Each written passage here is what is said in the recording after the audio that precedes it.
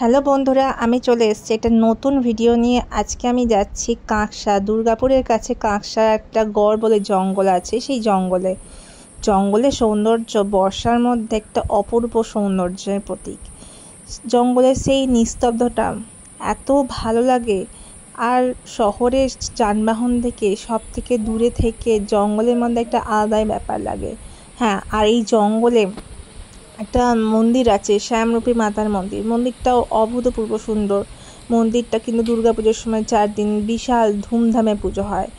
জঙ্গলটাতে যাওয়ার রাস্তা বাইক আর 4 চাকাতে গেলে সুবিধা, কিন্তু গাড়ি সেরকম ব্যবস্থা আমি দেখতে পেলাম না। যাই হোক, জঙ্গলটাতে ঘুরে এসেছি, তোমাদের সঙ্গে কিছু ছবিও শেয়ার করছি, তোমরা দেখো। আর যদি ভালো লাগে অবশ্যই ঘুরে এসো কিন্তু।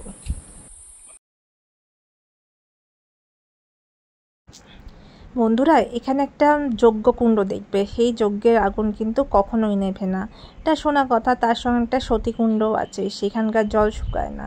আমি কখনো পর্যবেক্ষণ এরকমভাবে প্রমাণ করে দেখতে পারিনি, কিন্তু লোকমুখে শোনা কথা।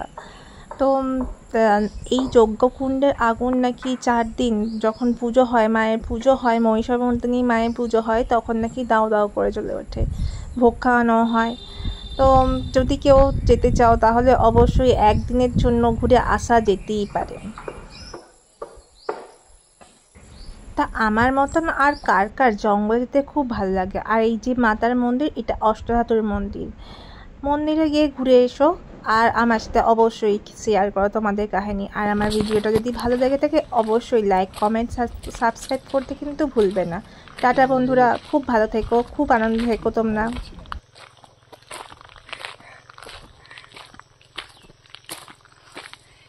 এই জঙ্গলে যদি হাতি বা বাঘ বলি সবাই বিশ্বাস করে নেবে কিন্তু।